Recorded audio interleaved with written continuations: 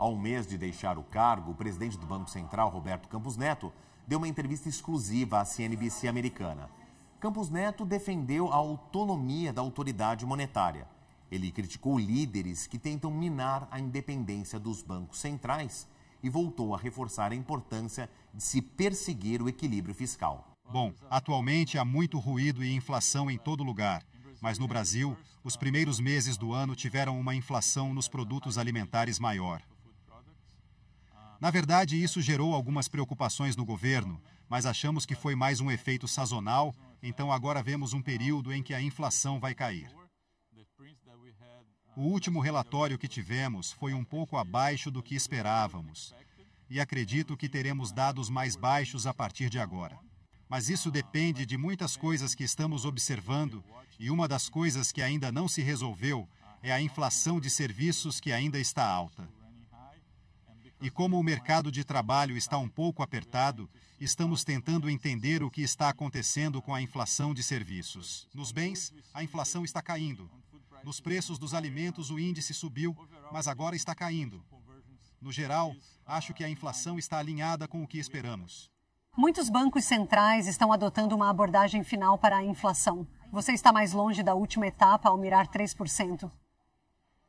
Isso depende, pois é um número alto, mas acredito que essas últimas etapas, no final, o processo é parecido em muitos lugares.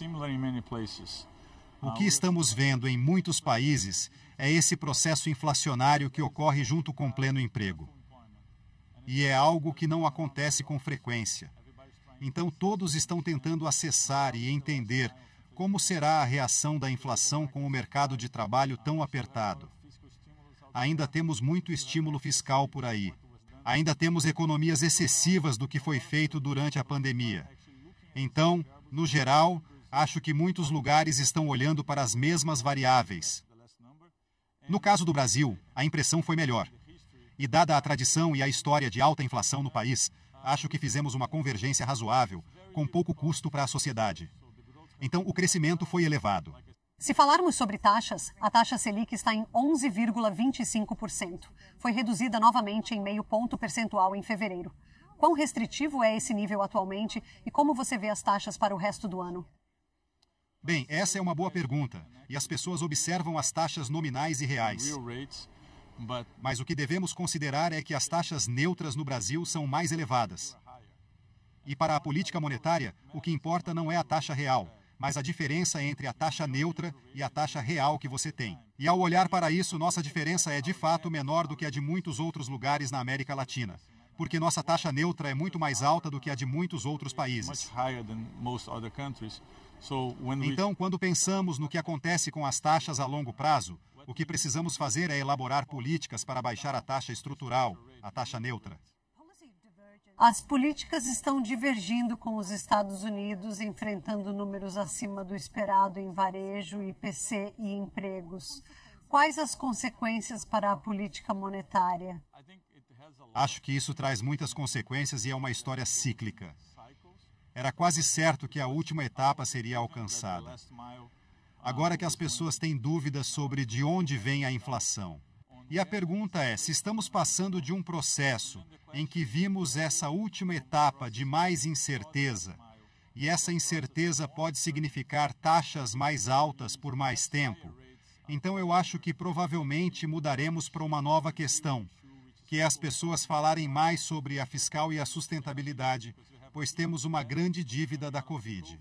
E se tivermos taxas mais altas por mais tempo, a sustentabilidade da dívida, não só nos Estados Unidos, mas em muitos outros lugares, e a fiscal, eu acho que será um tema que os economistas discutirão muito nos próximos meses. Existe uma longa lista de perdas em moedas de mercados emergentes que desvalorizaram em relação ao dólar. Japão e Estados Unidos discutiram câmbio. Será que há movimentos desordenados nos mercados? Penso que o que temos agora é uma reavaliação do que a taxa terminal vai ser nos Estados Unidos. E por causa disso, como resultado, você está vendo uma reavaliação dos efeitos em geral. Acho que o Brasil é diferente desta vez. Quando analisamos o saldo comercial e os fluxos observados, isso é muito mais sólido do que antes. Por isso, penso que o Brasil está mais preparado desta vez para enfrentar isso do que no passado. Mas isso não significa que não haverá reavaliação. Portanto, estamos observando o que ocorre. E para nós, o que é importante são as implicações desse processo para a nossa estrutura de política monetária. Quão preocupado você está com a parte fiscal? O superávit fiscal primário no Brasil deve ser de 0,5% no próximo ano. Críticos avisam que não há comprometimento em controlar os gastos públicos e que as taxas de juros podem subir. O Brasil está em perigo de uma crise financeira ou fiscal? Bem, a questão fiscal é mais um assunto do ministro da Economia do que do Banco Central. Para nós, o que importa do lado fiscal é as variáveis que são afetadas por isso. E o que sempre afirmamos é que precisamos ter harmonia entre a política fiscal e a política monetária. O problema é que quando a confiança na política fiscal é afetada, o custo da política monetária se torna mais alto. Então, quando há problemas de credibilidade de um lado, isso afeta o outro lado. A questão agora é que o Brasil tem um histórico fiscal complicado por muito tempo, e este governo tentou com grande esforço abordar essa questão. Para nós agora é que tivemos a revisão de algumas metas, mas a pergunta é como isso impacta as variáveis da nossa estrutura. Estamos vendo forças geopolíticas influenciando cadeias de suprimento. A estratégia chinesa está impactando o Brasil. Há mais investimentos e fluxos de capital em comparação ao normal? Acho que essa questão tem duas perspectivas.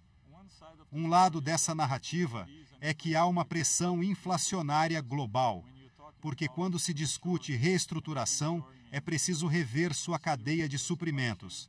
A maior parte do que está sendo feito custa mais do que antes. Além disso, você tem o efeito da sustentabilidade, que tem um efeito muito bom a longo prazo, mas no curto prazo também significa mais inflação. E, por outro lado, isso oferece uma oportunidade, já que o Brasil é um país com enorme potencial para produzir energia limpa. Temos um vasto mercado de trabalho e um grande mercado interno. Somos um país que é um ótimo candidato para fornecer insumos a outro país de maneira muito mais sustentável. Finalmente, como o Brasil está pensando sobre a possibilidade de uma mudança na administração dos Estados Unidos ainda este ano, com outra administração Trump? Haveria consequências para o Brasil economicamente? Tentei analisar o que os mercados estão dizendo e não creio que haverá muita volatilidade sobre isso. Não é muito sábio para um banco central comentar sobre o que pode acontecer na política de outros países. Mas tentei ver qual poderia ser o impacto para nós em termos de política monetária e não acho que veremos interrupções nos mercados por causa disso.